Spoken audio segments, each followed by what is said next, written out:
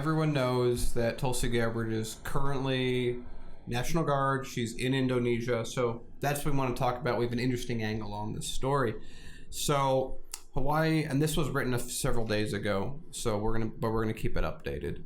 Hawaii Rep Tulsi Gabbard, a 2020 presidential candidate, will take a break from her campaign beginning Monday to report for active duty in Indonesia with the Hawaii National Guard for 2 weeks. She will depart Wednesday, which has already happened. I love our country, and I love being able to serve our country so many ways, including as a soldier, she said. While some people are telling me this is a terrible time to leave the campaign, you can't find a way out. Can't you find a way out of it? You know, that's not what this is about. She's going to be keeping special attention to what's going on in the news while she's deployed. And if asked if she will not be able to get onto the debate stage because of this, she said, it's out of my control. We'll just have to see what happens. Now, I think that the important, this has already been talked about, but let's really go into what this represents. And I think what it represents is something that's incredibly powerful and interesting. So you have, for the entire campaign, two narratives that the Democratic Party and the mainstream media has used against Tulsi. That she's basically a quasi-traitor is one of the attacks that they use against her. And the other is that she's some form of grifter taking advantage of the situation because she's so unpopular in Hawaii, even though she's one of the most popular people in Hawaii, that she's just trying to do anything she can to jump seats because she knows she's going to lose the current one that she's in. So this story represents a destruction of both of those narratives in its entirety.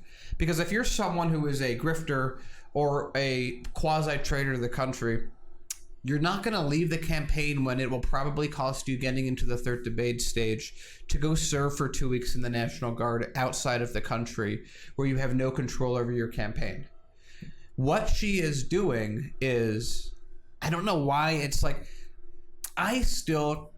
the amount that we have to cover Tulsi is a real shame, because most of what we cover with Tulsi is just, we see people smear her and we're like, God, what do you... But it's not true. All these smears are false. Like someone has to just, I hate to use the term, correct the record, but correct the record on this. And so in this case, you can't accuse Tulsi of being a traitor to the country and a grifter when she's sacrificing probably her campaign to serve her duty in the National Guard. And again, I want to remind people that the people who call her out for these two attacks, I don't think any of them have ever actually served in the military. I think most of them grew up quite wealthy and got connected gigs in Washington that they are enjoying. And you have, of course, one of, I think, the best examples of this with Barry Weiss calling her a toady on the Joe Rogan Experience and having no idea what she was talking about when she was asked to describe it. Why is Tulsi bad? I don't know. You'll have to look it up yourself. I'm just going with the groupthink that other people are going with. All right. So, as a former service member, I did 2 tours in Iraq. I'm a former United States Marine Corps service member, a veteran, proud veteran.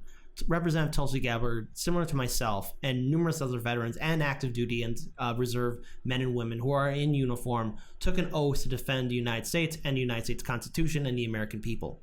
And Representative Tulsi Gabbard is following through with her obligations and her oaths to defend this country and stand alongside her fellow comrades in her Hawaii National Guard unit. Okay? This is very important. She has to follow through with it. And that shows integrity. It shows who she is, and she's aware of the oaths that she has made. And the thing is, I don't think it's going to hurt her campaign. In fact, I think it's going to strengthen her campaign and strengthen her character, because she has once again proved how consistent she is on her record. She has done more to help this country than all these people that have been critical towards Tulsi Gabbard. Daniel, you said it perfectly, that all these people who are criticizing Tulsi Gabbard probably never served. And yet they have the audacity, the arrogance, the stupidity to call her a traitor. Why? Where's your proof? I want to hear your proof. Show me your proof that she's a Russian puppet or an Assad apologist. Show me these things. You've been saying it for a very long time. In fact, as soon as she entered into the race. But I know why corporate media is attacking her. Because she broke with the DNC establishment in 2016. I said this before on the show. Paul said it. Daniel has said it. She saw what was happening during the 2016 primary. She knew what was happening there was wrong. Let us never forget that the DNC establishment and Clinton campaign were working together to help Hillary Clinton get the nomination and deny Bernie Sanders the nomination. There was clear election fraud. Election fraud happened during the 2016 primary. There's no denying it. It is a fact. And what did Representative Tulsi Gabbard do? She had the integrity to step away from corruption, the integrity to step away from the mess that was the DNC, and actually help Bernie Sanders during the 2016 race. But yet, what was her reward? Constantly being attacked, constantly being primaried against. And now we're now again corporate media saying that, well, can she continue her campaign after serving in the Hawaiian National Guard? It's political suicide. I don't think so. No, she has cemented her name, and people know real leaders when they see them. And let's face it, let's look at our current political system. How many representatives or United States senators would do the right thing? Most of our politicians are bought. Most of our politicians don't have courage in their entire political in their political history. They don't.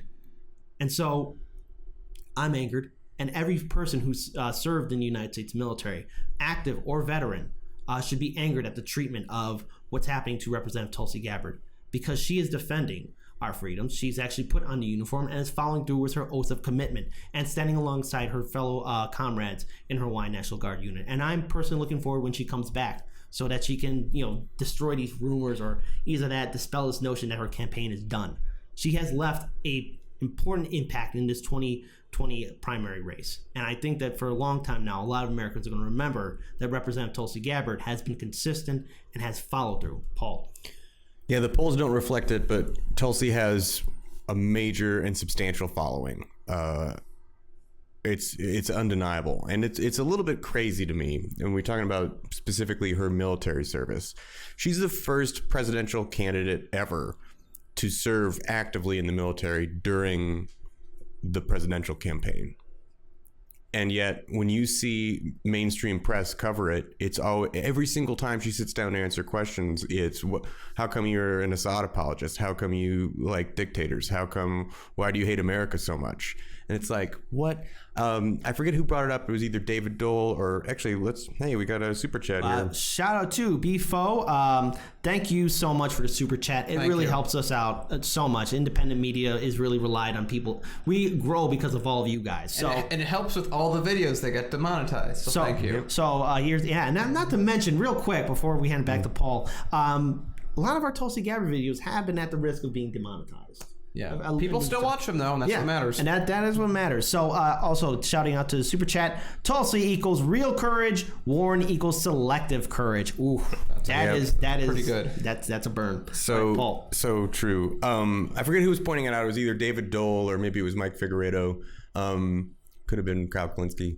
But a clip from the mainstream press where they're talking about basically the Democratic field and talking about, Pete Buttigieg should talk more about his record in the military. He should talk more, he's like such a good candidate. He's the only one on stage that has this good, strong military record. And I'm like, excuse me, Tulsi Gabbard is currently in the military, currently serving, and wasn't somebody who was just sitting at an accounting desk job for, I don't know, a pretty short period of time. She served for a very long time, has a much higher rank, currently is still serving, and campaigns on a foreign policy message. To sit there and say that Pete Buttigieg has the best military record of anyone on stage is just lying.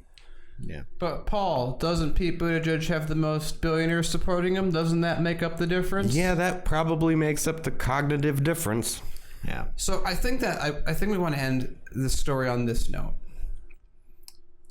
America claims to care about veterans, even though it's really never taken care of veterans after any war. And the bonus army in World War II was shot by the military because they were protesting for their bonuses during the Depression and their benefits, and how we don't ever, with a few exceptions, give soldiers their benefits.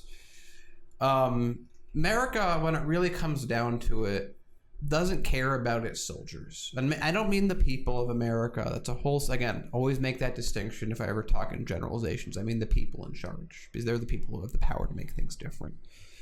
American company, they don't care. It's something PR. Can we help get this veteran off the street for this or that? No one cares. No one cares to help veterans go through treatment because it's just not that important. It's not that relevant to people. Yeah.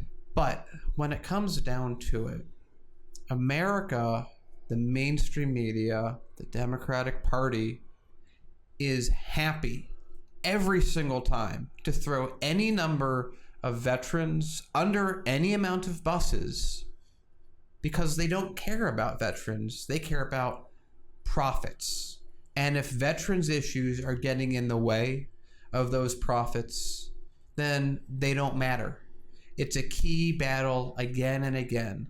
Wall Street matters more. The drug companies matter more. Oh, guess what those drug companies do? They sell to veterans, and that causes a lot of addiction. We don't want to put money into treatment that doesn't require medicine because it won't make as much money. Veterans are fodder in America, and they have been for quite some time.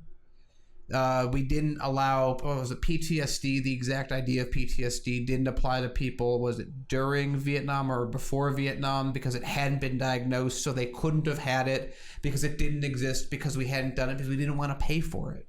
Yeah. This is what Tulsi Gabbard is going through, simply put, is a normal story of America that happens every day. She just happens to be high profile, and she just happens to have made enemies with the DNC by being second in charge and leaving out of principle, and for fighting the military-industrial complex as a credible person. She's a threat. Yeah. And as a threat, she doesn't get the regular neglect treatment, which is just ignore them. Doesn't matter if they go on the street, just put them in jail.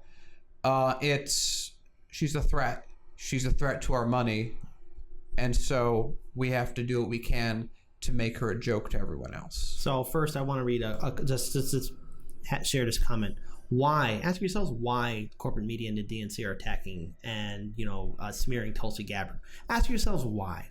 Because she has shown integrity. She's able to do something that DNC only wishes that their establishment candidates can do. She's actually garnered a lot of support on the left and on the right. She has the potential of building a very large coalition. And you know what?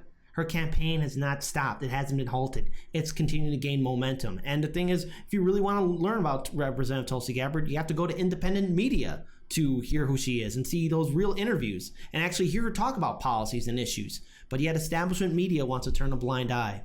I just want to read just a few short comments. Chet's mom 4. Ouch, Warren wanted to be Hillary's VP and was vetted for it. Remember, Tulsi stepped down from the DNC to support Bernie. Who has integrity there?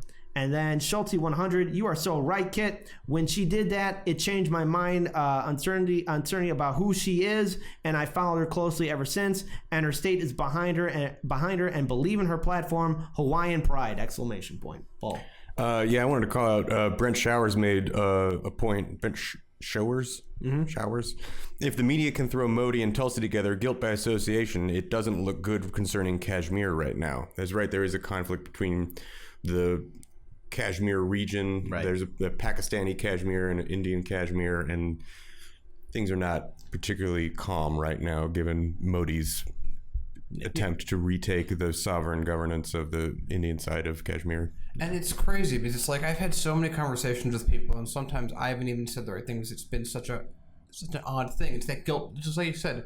Modi met with Tulsi, therefore, and he gave her a wedding present or something. It's like, oh, you mean Modi, the guy who probably has an accountant whose sole job is to give birthday presents and wedding presents to people to curry favor, and who met with Obama and all these other things. Oh, but it's specifically Tulsi that's the issue. Maybe it has something to do with the fact that she's Hindi. I'm sure it doesn't. I don't know. Maybe I don't know. Who knows? But her father probably is the closest thing. Exactly. So it's like, that's what gets me. It's like, oh yeah, Modi specifically was like, man, Tulsi's getting married soon. I better send her a wedding gift, because that's exactly what happened with the guy that's that wealthy in charge of a country. And it's not what is more realistic that, again, they literally have someone who just does that for people that I'm sure Obama got presents. I'm sure a lot of people in Congress got presents. Think about all the leaders that every single president has met. All right, some are tyrants and dictators. Every single president has met the king of Saudi Arabia. Oh, is the royal family of Saudi Arabia, are they on track of having a good, clean record for human rights? I'd have to look. No, they don't. Yeah. No. All right. See, there you go. So again, Modi, it's like, yeah, Kashmir. So, you know, would be really just like, it would go beyond the pale for me if Tulsi gets back. And they're like insinuating like, well, she was in Indonesia when it happened. Maybe they were coordinating so that when she got crowned, she would, X, Y, or Z. Because that's probably going to happen with someone, because that's what mainstream news is at this point. It's propaganda. It's propaganda by wealthy corporations allied with the incentives of other wealthy corporations to help wealthy corporations and appear like they're doing news and try and make money at the same time. So Tulsi's out, and I think it's probably going to cost her spot in third debate stage. I think she already had a tough time of it because they've already been discounting polls. Oh, she has 4%, poll doesn't count. 3% doesn't count. 1%, oh, that one will count, but she's too low now. Yeah. And so they want to, we covered that before, but this is just how America is with veterans. You're great, but only if you're the ideal of pushing the message. Well, and this is how the Democratic Party is with candidates that espouse messages of peace. Yeah. But Representative Tulsi Gabbard has cemented her name, and you know what? Anything can happen. She could potentially make it to the third debate stage, but again, you got to remember that there's a whole system that's working against her right now, and it's unfortunate that this is what we have. But the only way we can really break it is if people step up and actually, let people know about who Representative Tulsi Gabbard is, and not fall into the neoliberal narrative. I wish her all the best for her campaign, and hopefully she can make it to the third debate stage. She's met the requirement, especially in regards to individual donors. Now, of course, remember, because Paul, you brought this up, we've all brought this up, that, the DNC can choose whatever polling data they want in order to choose which candidate will be on the debate stage. And that's something that's unfortunate and shouldn't be allowed. Well, we live in a democracy, though. The party, the private corporation, and the mainstream media organizations are the one conducting the polls and determining what polls matter. Wonderful. Yeah. Brilliant. Give that man a can of SpaghettiOs. Yeah, billionaires aren't buying their way onto the stage, though. That's good, man. That is really good.